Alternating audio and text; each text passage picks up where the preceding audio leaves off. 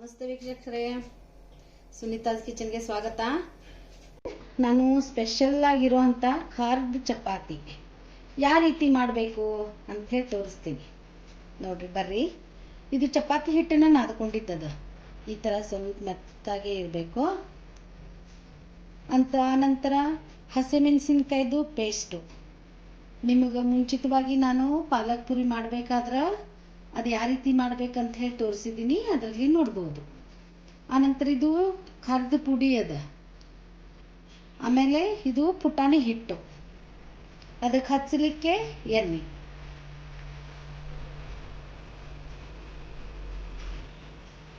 ಇದು ಚಪಾತಿದು ಈ ಥರ ಉಂಡೆ ಮಾಡ್ಕೋಬೇಕು ನೋಡ್ರಿ.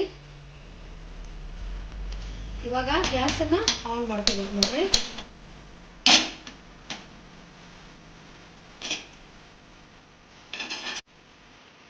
ಇದು ಹಿಟ್ಟಲ್ಲಿ ಈ ಥರ ಉಂಡೆನ ಎತ್ಕೊಳ್ಬೇಕು ನೋಡ್ರಿ.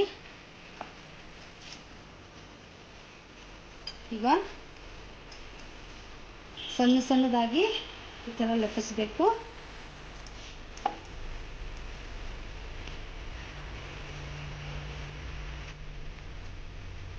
ಇದು ಹಸಿಮೆಣಸಿನ್ಕಾಯಿ ಪೇಸ್ಟ್ ಅದಲ್ರಿ, ಇದು ಇಷ್ಟು ತಗೋಬೇಕು, ಇಷ್ಟು ಹಾಕೋಬೇಕು, ಒಂದು ಹಾಫ್ ಸ್ಪೂನ್. ನಿಮಗೆ ಖಾರ ಜಾಸ್ತಿ ಬೇಕಂದ್ರೆ ಖಾರ ಜಾಸ್ತಿ ಹಾಕೋಬಹುದು, ಸ್ವಲ್ಪ ಬೇಕಂದ್ರೆ ಸ್ವಲ್ಪ ಹಾಕೋಬೇಕು. ಅದೇ ರೀತಿಯಾಗಿ ಪುಟಾಣಿ ಹಿಟ್ಟು ಕೂಡ ಇದರಲ್ಲಿ ಹಾಫ್ ಸ್ಪೂನ್ ಹಾಕಬೇಕು. ಮೇಲೆ ಒಂದು ಸ್ವಲ್ಪ ಹಾಕಿದ್ರೂ ನಡೀತದೆ. ಆನಂತರ ಎಣ್ಣೆ, 1 ಸ್ಪೂನ್ ಎಣ್ಣೆ ಹಾಕಬೇಕು. ಇದು ಟೋಟಲಿ ಹಿಂಗೆ ಬೆರಳಿಂದ ಫುಲ್ಲಿ ಮಿಕ್ಸ್ ಮಾಡಬೇಕು. ಮಿಕ್ಸ್ ಮಾಡಿ ಫುಲ್ ಪ್ಲೇನಾಗೆ ಹಚ್ಕೋಬೇಕು ನೋಡ್ರಿ.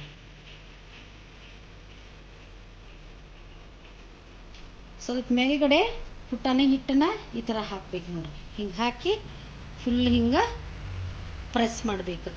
ಇದು ಯಾಕೆ ಈ ರೀತಿ ಮಾಡ್ಬೇಕಂತಂದ್ರೆ, ನಾವು ಹಿಂಗೆ ಮಡಿಸ್ಕೊಂಡವಾಗ ಮಡಿಸಿ ಲಟ್ಸುವಾಗ ಅದು ಸ್ಪ್ರೆಡ್ ಆಗಿ ಹೊರಗಡೆ ಬರಲ್ಲ ಪೇಸ್ಟನ್ನು, ಅದಕ್ಕೋಸ್ಕರ ಇದು ನೋಡ್ರಿ. ಇದು ಮತ್ತೊಂದು ಸರಿ ಈ ಥರ ಫೋಲ್ಡ್ ಮಾಡಬೇಕು. ಮತ್ತೆ ಹಿಟ್ಟಲ್ಲಿ ಎತ್ಕೊಂಡು ಈ ಥರ ಲಟ್ಟಿಸ್ಬೇಕು ನೋಡ್ರಿ.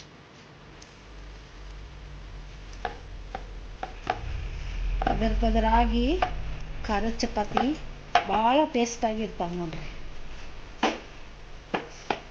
ನೋಡ್ರಿ, ಒಟ್ಟ ಪೇಸ್ಟನ್ನ ಹೊರಗಡೆ ಬರೋದಿಲ್ಲ ನೋಡ್ರಿ.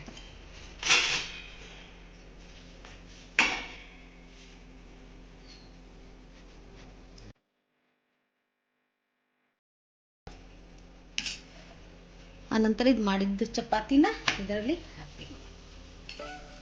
ಮೇಲ್ಗಡೆ ಕೂಡ ಈ ಥರ ಎಣ್ಣೆನ ಹಾಕಬೇಕು.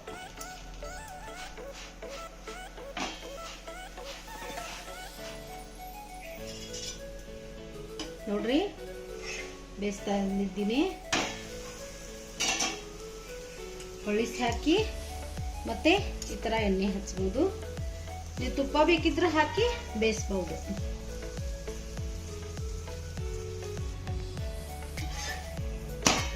ನೋಡ್ರಿ, ಇವಾಗ ಸರಿಗೆ ಬೇದಿದೆ ನೋಡ್ರಿ ಖಾರದ ಚಪಾತಿನ. ಮತ್ತೊಂದು ಇದೇ ಥರನ ಚಪಾತಿನ ಲಟ್ಟಿಸ್ಕೊಂಡಿದ್ದೀನಿ ನೋಡ್ರಿ. ಅದು ಹಸಿಮೆಣಸಿನ್ಕಾಯಿ ಪೇಸ್ಟಿಂದ ಮಾಡಿರೋದು. ಈಗಿದು ಒಣ ಖಾರ. ಕೆಲವು ಮಕ್ಕಳಿಗೆ ಹಸಿಮೆಣಸಿನ್ಕಾಯಿ ಆಗೋದಿಲ್ಲ, ಆಮೇಲೆ ಏಜ್ಡ್ ಪರ್ಸನ್ ಕೂಡ ಆಗೋದಿಲ್ಲ. ಅವಾಗೇನು ನಾವು ಇದು ಒಣ ಖಾರ ಹಾಕಿ ಅಥವಾ ಮಸಾಲೆ ಖಾರ ಹಾಕಿ ಕೂಡ ನಾವು ಈ ಥರ ಚಪಾತಿನ ಮಾಡ್ಬೋದು.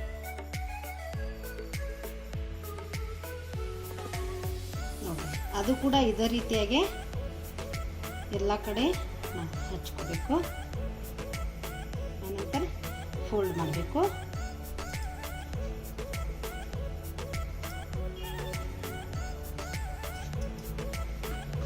ಹಿಟ್ಟಲ್ಲಿ ಎತ್ಕೊಂಡು ಲಟ್ಟಿಸ್ಕೋಬೇಕು. ನೋಡ್ರಿ ಫ್ರೆಂಡ್ಸ್, ಯಾವಾಗಲೂ ನಮಗೆ ಅರ್ಜೆಂಟ್ ಇದ್ದವಾಗ ಒಂದೊಂದು ಸಾರಿ ನಮಗೆ ತರಕಾರಿ ತರಲಿಕ್ಕೆ ಆಗೋದಿಲ್ಲ. ಭಾಳ ಅರ್ಜೆಂಟ್ ಇದ್ದವಾಗ ನಾವು ಈ ಥರ ಮಾಡ್ಕೋಬೋದು. ಬಿಸಿದು ತಿನ್ಬೋದು, ಅಥವಾ ನೀವು ತಣ್ಣಗಾದ್ಮೇಲೆ ಕೂಡ ತಿನ್ಬೋದು. ಅಷ್ಟ ಟೇಸ್ಟಾಗಿ ಇರುವಂಥ ಇದು ಖಾರದ ಚಪಾತಿ ನೋಡ್ರಿ.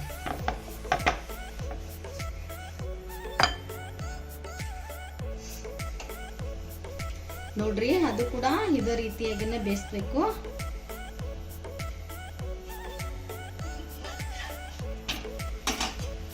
ನೋಡ್ರಿ ಯಾವ ಥರ ಉಡ್ತದ ಅಂತ ಹೇಳಿ. ನಮಗೆ ಪಲ್ಯ ಮಾಡ್ಲಿಕ್ಕೆ ಜಲ್ದಿ ಆಗಲಿಲ್ಲ ಅಂತಂದ್ರೆ ಈಸಿಯಾಗಿ ಮಾಡುವಂಥ ಒಂದು ಚಪಾತಿ, ಖಾರದ ಚಪಾತಿ ಮಾಡುವಂಥ ರೆಸಿಪಿನ ನಿಮಗೆ ತೋರಿಸ್ತಾ ಇದ್ದೀನಿ. ನೋಡ್ರಿ, ಉಬ್ಬುತ್ತದ ನೋಡ್ರಿ. ನೋಡ್ರಿ ಯಾವ ಥರ ಆಗಿದೆ ಅಂತ ಹೇಳಿ.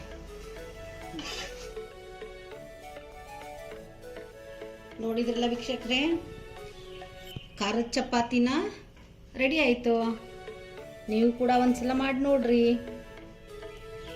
ಯಾರು ನಾನು ಹೊಸದಾಗಿ ಚಾನಲ್ನ ನೋಡ್ತಾ ಇದ್ದೀರಿ ಅವರು ಮತ್ತೆ ಮತ್ತೆ ಹೊಸದಾಗಿ ನೋಡುವಂಥ ನಿಮಗೆ ನನ್ನ ಚಾನಲ್ಗೆ ಸಬ್ಸ್ಕ್ರೈಬ್ ಮಾಡಿದರೆ ಬರ್ತದ.